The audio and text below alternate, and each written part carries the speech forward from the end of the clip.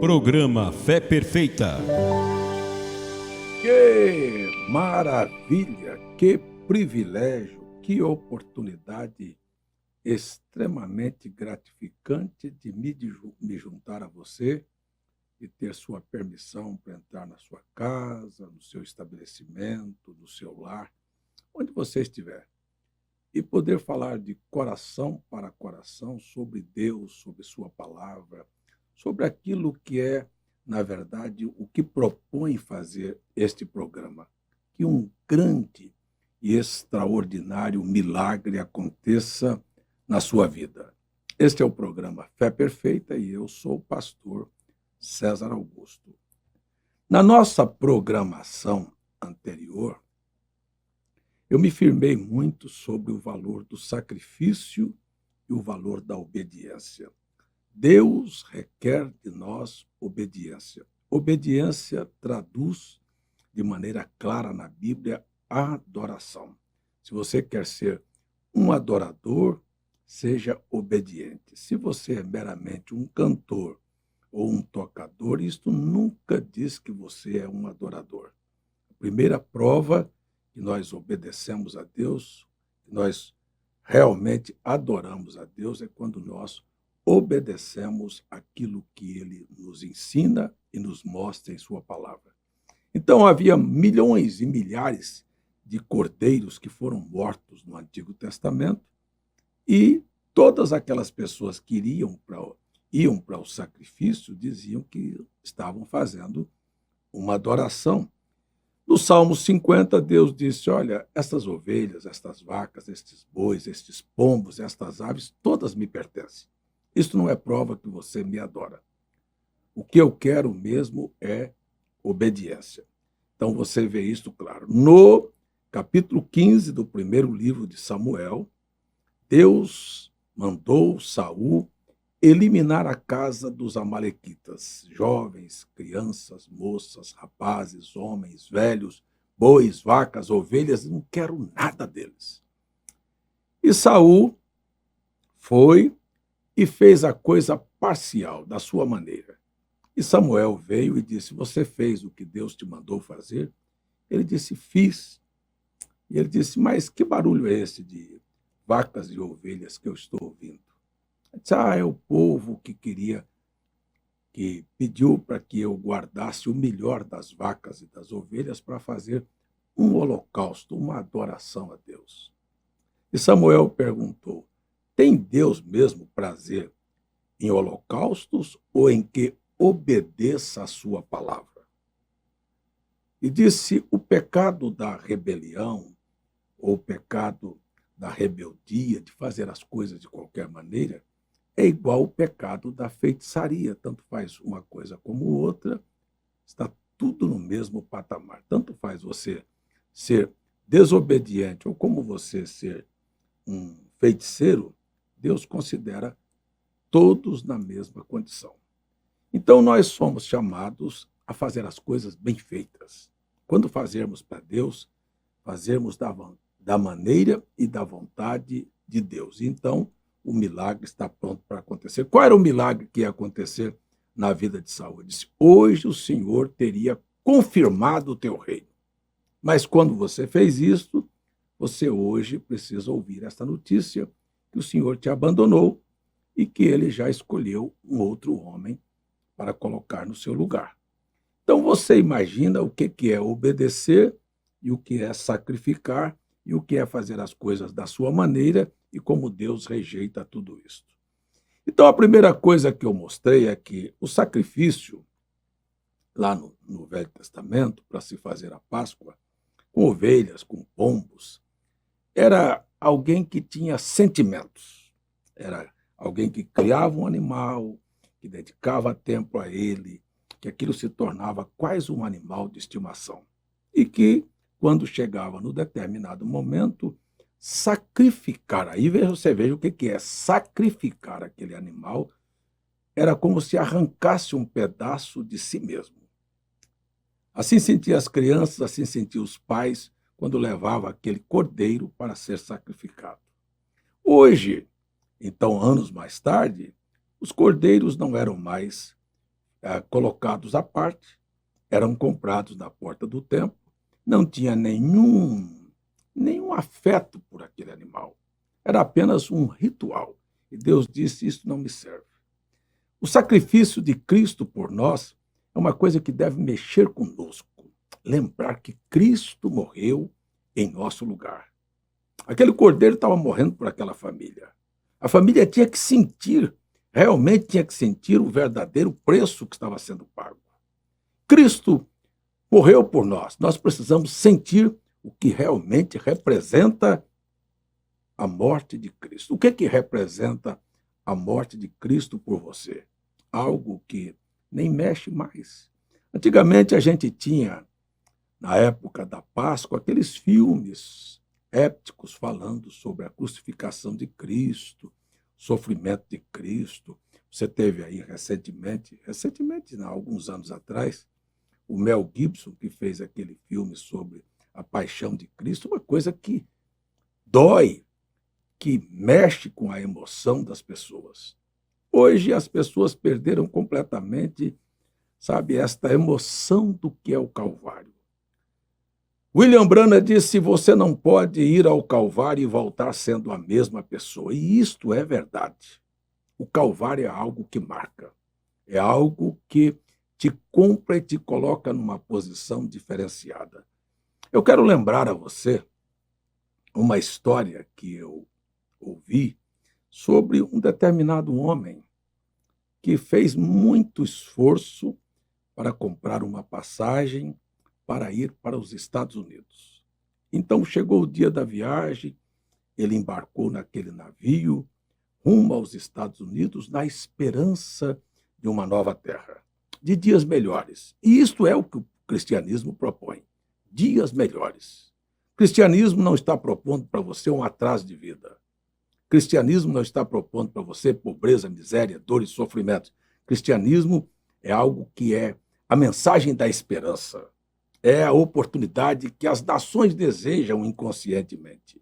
Todos queremos um governo que nos dê casa, que nos dê saúde, que nos dê uma vida sem perigos, proteção, que dê aquilo que a sociedade basicamente necessita. Só no governo de Cristo isso será possível. Você vê que todos os políticos que entram, eles fazem esta proposta: vai melhorar a sua condição de vida, nós vamos construir casa, vamos acabar com a miséria, e tudo isto é balela, tudo isto é promessas fantasiosas. Mas Cristo é o desejado, o inconsciente do coração de todos. Quem é que não quer uma vida com qualidade? Quem é que não gostaria de ter paz? Quem é que não gostaria de ter saúde, proteção, segurança? Todos. Este é o Cristo que a Bíblia apresenta. Então, aquele homem que vivia numa terra sofrida, economizou, lutou e conseguiu algum dinheiro para ir aos Estados Unidos. E quando ele embarcou no navio, tudo o que ele houvera conseguido foi dinheiro suficiente para comprar a sua passagem. Só que ele nunca imaginou o que é que estava envolvido naquela passagem. Deixa eu dizer aqui, eu tenho feito muitas caravanas para ir a Jerusalém. E cada vez que a gente tem pessoas novas que perguntam: o que é que eu estou pagando? Diz: o senhor está pagando pela passagem aérea, pela hospedagem do hotel, pelo traslado aeroporto-hotel, pelo ônibus, pelos tradutores, pelos intérpretes que falarão os idiomas de cada nação por onde passarmos, inclusive a de Israel. E a única coisa que o senhor não terá é o direito ao almoço, mas o senhor tem o café da manhã e o jantar. Então as pessoas são informadas de quais são os seus direitos adquiridos ao comprar aquele pacote de viagem. E aquele homem comprou uma passagem, mas ele não se informou quais seriam os direitos que ele teria ao comprar aquela passagem. Então ele entrou no navio, e o navio começou uma longa viagem. Ele não tinha dinheiro para comer. Tudo o que ele tinha, levava consigo, eram uns pacotes de bolacha seca e algumas frutas. Então, o primeiro dia, quando ele viu as pessoas se dirigirem ao restaurante, se fartarem, comerem abundantemente, ele pegou o pacote de bolacha seca, comeu suas bolachas e as suas frutas, e a viagem seguiu. O próximo dia, a mesma coisa, no jantar, a mesma coisa. E ele já tinha 30 dias de viagem dentro de um navio, comendo bolachas e comendo alguma bobagem.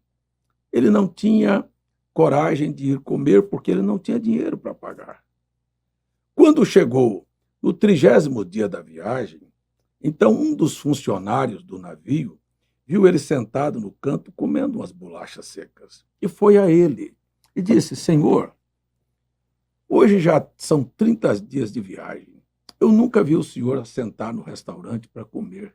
Ele disse: olha, eu estou envergonhado, mas eu não vou para o restaurante porque eu não tenho dinheiro para pagar a comida. Ele disse: não, senhor. Quando o senhor comprou a passagem, o direito da sua alimentação já estava incluído no preço da passagem. Ele disse: ah, eu não sabia. A pergunta é: quais realmente são as bênçãos que Jesus, na cruz do Calvário, comprou e deu a nós o direito de obter? Tudo que Adão perdeu lá no princípio. O direito de ter vida eterna, o direito de ter saúde, o direito de ter uma família organizada, o direito de ser próspero, de não viver uma vida na miséria, a ponto de mendigar ou de usar meios ilícitos até para sobreviver, como drogas e assim sucessivamente, ou prostituição, ou vender o seu corpo para ter alguma maneira de sobreviver. O Calvário, ele é a devolução dos direitos que nós temos. E nós não precisamos usar nenhum centavo de recurso financeiro para obter estas coisas. Então, quando você vê pregadores que estão vendendo, aproveitando a miséria em que o povo vive e oferecendo oportunidades, se você der dinheiro, se você ofertar, se você fizer um voto, se você fizer isto e aquilo, eles simplesmente estão usando de maneira desonesta aquilo que Cristo já pagou, que você não tem que pagar. Jesus disse aos seus discípulos: dai de graça o que de graça recebeste. Você não tem que pagar por nada. Tudo que Deus faz para nós não é porque nós merecemos ou porque nós temos condição de pagar, mas porque Ele pagou o preço por nós. Chegando Jesus, então, no templo, viu aqueles aproveitadores que compravam e vendiam. Eu disse no programa passado e repito: nunca aceite esta negociata que fazem com a fé. Isto é, não contribua com isto. Isto não é lícito. O senhor não crê em dízimos e ofertas? Isto é outra coisa bem diferente, sem que seja coação, sem que seja por pressão, sem que seja uma coisa imposta, mas é por fé. Não é como fazem. Então, deixa eu voltar aqui. Jesus chamou aqueles que compram e vendem no templo de ladrões e salteadores. E disse: não faça da casa do meu pai uma casa de negócios. E eu disse ontem e volto a dizer: transforme a sua casa numa casa de oração. E não seja você um daqueles que vai roubar a sua própria consciência. Sigo agora. Quando Jesus, então, entrou no templo, diz a Bíblia assim, ó: e foram ter com ele no templo cegos e coxos e curou-os. Veja só, quanto Jesus cobrou para fazer isto? Nada. Quem foi ter com ele? Cegos e coxos. O que é a igreja? A igreja é um grande hospital. A igreja é um lugar de recuperação. A igreja é um lugar de cura. A igreja é um lugar de oração onde as pessoas vão para se conectar com Deus. A igreja não é um lugar de desfile para mostrar a roupa que você está vestindo. A igreja não deveria ser um lugar onde as pessoas vão para marcar encontro com a namorada, com o namorado, ou para fazer algum tipo de negócio. A igreja é um lugar de milagres extraordinários acontecer na sua vida. Então, a igreja não é um lugar onde as pessoas disputam cargos e posições. Eu sou o pregador, eu sou o cantor, eu sou o líder, eu sou isto. Isso não é a igreja. A igreja é uma casa de oração. A igreja não é, mas tem sido por muitos anos uma casa de fofoca, de fuxico, de um que fala do outro. Isso é muito feio. Qualquer pessoa deveria se envergonhar de pensar que ele é um fofoqueiro, que ele é um mexeriqueiro, que ele está ali atrapalhando o andamento das boas coisas que Deus quer fazer na vida das pessoas. A igreja é uma casa de oração, onde você se reúne 2, 3, 4 vezes por semana, e se você descobrir falhas ou defeitos na vida dos seus irmãos, não comente. A igreja é uma casa de oração. Dobre os seus joelhos e ore por aquela pessoa. Afinal de contas, se você encontrar defeito na vida de alguém, dê uma olhada no espelho que você saberá que você também tem muitos defeitos. E que se você não quer que ninguém comente os teus defeitos, não comente os defeitos dos outros. E se você comenta o defeito dos outros, você vai ser o próximo a ser comentado, são aqueles com quem você comenta o defeito dos outros. Então saiamos fora disto, criamos um ambiente de adoração e abramos a porta da nossa igreja para milagres e maravilhas, não para descer a igreja ao nível em que as pessoas estão fazendo hoje. Ei, então Jesus curou, ali no templo, ele curou cegos e paralíticos e coxos e deu a oportunidade das pessoas a abrir os olhos e ver um outro mundo e ter um outro ideal e ter uma nova visão. E isto é o lugar que a igreja deveria ser, o lugar onde te abre a visão e te diz, olha, eu tenho direito à saúde, eu tenho direito à paz, eu tenho direito à vida eterna, eu tenho direito de ter uma vida equilibrada financeiramente, eu tenho direito de viver bem aqui nesta terra, porque Deus prometeu isso. Este é um lugar, a igreja deveria ser o lugar onde os coxos andam, ou seja, as pessoas saiam da vida de paralisia. Há muitas pessoas que estão paralisadas, são coxos, eles não conseguem se mover, a vida deles não anda, a vida deles é num atoleiro, a vida deles é na miséria, a vida deles é uma vida sem sentido, sem olhar para o futuro, só podem olhar para trás e as pessoas vivem reclamando do que lhes aconteceu e o coração está cheio de mágoas e de ressentimentos porque a vida não foi boa para eles. Ah, reclama da mulher, do marido, do vizinho, do patrão, do empregado, do presidente, do prefeito, porque só olham para trás. O que é que você tem pela frente? Eu tenho uma proposta de milagres. Jesus quer abrir os seus olhos e ver se você aceitar a obra do Calvário com sentimentos no seu coração e propor obedecer sua palavra, você não pode entender o que vai lhe acontecer. Eu quero lhe dizer, o futuro espera por você. Dias melhores estão na sua frente. Não é hora mais de reclamar, é hora de agradecer e dizer, graças a Deus que Deus fez um milagre, me deu uma nova visão. Eu vou lutar, eu vou trabalhar, eu vou aproveitar meu tempo. Tempo é a moeda mais cara que Deus deu ao homem e a Bíblia diz que deu igual a todos. Tempo e oportunidade Deus deu para todos de maneira igual. Não, mas eu nasci na favela e eu sou revoltado porque nasci lá, nasci pobre, não tinha oportunidade, mas você tem 24 horas por dia para mudar isto. Você pode estudar, você pode se qualificar, você pode se profissionalizar, você pode sair do seu passado e ir para o seu futuro. É assim que as coisas funcionam na Bíblia. Não é uma cegueira que te faz apenas voltar ao passado e viver de recordações como museus. Ah, eu nasci numa família assim, eu sou de cor preta, eu sou amarelo, eu sou isto, e viver nessa pobreza que a sociedade tenta dar para as pessoas. Veja por que o marxismo e essas ideias das esquerdas estão funcionando. Por causa disto. Chegou a hora da gente olhar para frente, olhar para dias melhores, olhar para as oportunidades que Deus nos dá, aproveitar cada momento da sua vida, aproveite para fazer boas amizades, aproveite o seu tempo para fazer bons negócios, aproveite o seu tempo para se qualificar, aproveite o seu tempo para viver uma vida melhor amanhã junto com a sua mulher, com seus filhos. E tudo isso é milagre que o Evangelho promove.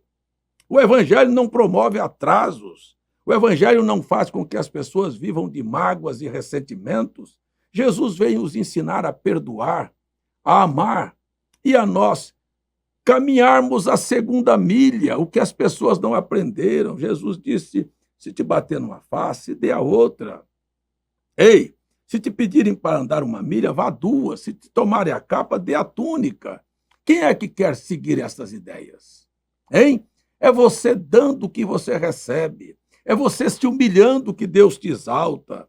Não é você brigando, questionando. Isto não produz milagre na sua vida, isso produz atraso.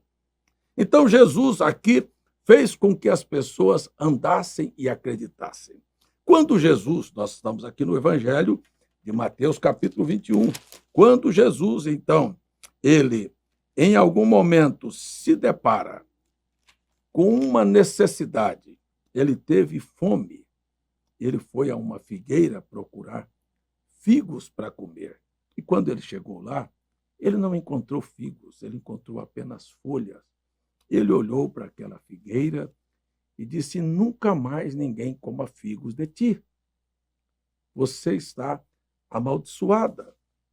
Então a Bíblia nos relata que no outro dia, quando os discípulos voltaram, encontraram a figueira seca. E eles admiraram e disseram: nossa, mas ontem ele falou e hoje já aconteceu este milagre. Aquela árvore que estava verde, aparentemente tinha muita vida pela frente, secou.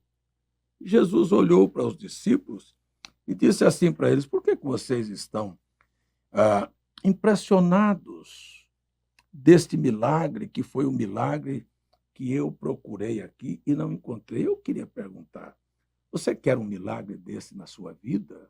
Que Jesus vá procurar em você frutos e você só encontra folhas?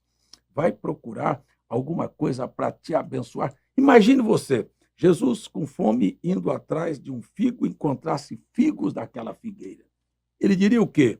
Olha, figueira, benditos são os teus galhos, que produzam abundantemente, que você tenha a graça de servir a todos aqueles que vierem aqui. Mas como ela não tinha e só tinha folhas, ele disse: você é um atrapalho, você está aqui só com aparência. Então, a religião é uma coisa que as pessoas estão indo sedenta, com fome de encontrar alguma coisa para saciar a sua fome. Ah, eu quero paz. Ah, eu quero um casamento equilibrado. Eu quero meus filhos bem criados. Ah, eu quero um bom trabalho. Eu quero um rendimento. E chegam lá e daqui um pouquinho não encontram senão folhas.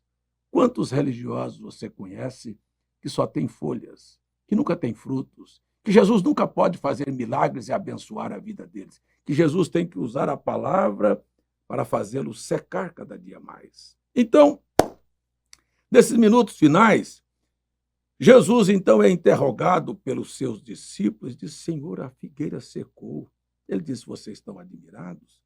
Se você disser para uma montanha: mova-te e lança-te do mar, lança-te no mar, e não duvidares em teu coração, aquilo se fará. Este é milagre.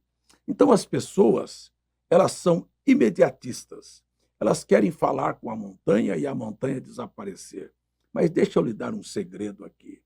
Quando você diz para uma doença, para um problema, para uma coisa que te aflige, que está na sua frente como um grande monte, te atrapalhando a sua caminhada: saia do meu caminho, mova-te da minha vida, desapareça da minha vida. E você olha e aparentemente está tudo ali no mesmo lugar. Olha, se você creu naquilo que você falou, um grão de areia se moveu daquela montanha.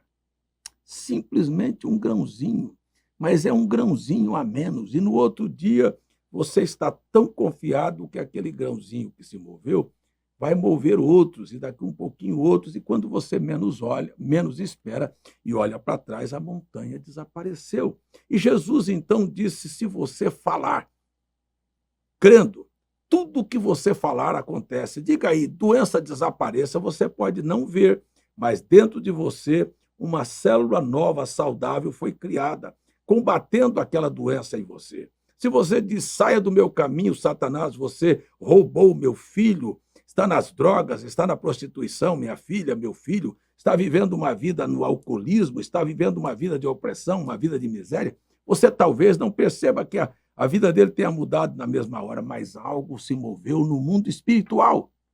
No mundo invisível, algo aconteceu e você está pronto para receber um milagre. Quando você menos espera, você sabe da notícia que as coisas mudaram na vida daquela pessoa.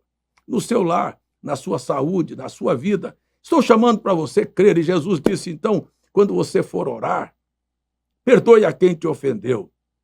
E diga com confiança que você crê naquilo que você está pedindo. E tudo quanto você pedir crendo, você recebe. É assim que é o que a Bíblia diz que determina o seu milagre. Agora é a hora do seu milagre. Você creu no que eu falei? Tudo que Jesus conquistou na cruz é para você, de graça. E tudo que você crê, você recebe. Quer uma mudança de vida? Eu estou aqui pronto para orar com você. Não é para você, é com você. É você também orando e dizendo o que você precisa na sua vida, porque eu nem sei. Vamos orar juntos? Pai, eu oro e eu peço que estas palavras sejam confirmadas com prodígios, sinais e maravilhas de Jesus ressuscitado. Que demônios sejam expulsos, que doenças sejam curadas, que portas se abram, que haja libertação, que haja transformação, que haja conversão de corações e que a bênção do Senhor atinja aqueles que creem nesta hora. Em nome de Jesus eu falo e declaro esta vitória para o povo, para a glória do Senhor. Amém. Então, meu tempo acabou, mas não acabou, porque convido a você para continuar junto comigo através das redes sociais, aí do Instagram. Se inscreva no meu canal, Pastor César Augusto. Se inscreva no meu canal no YouTube, Pastor César Augusto. E se inscreva no meu canal Fé Perfeita para assistir todos os nossos cultos. Shalom, Deus te abençoe.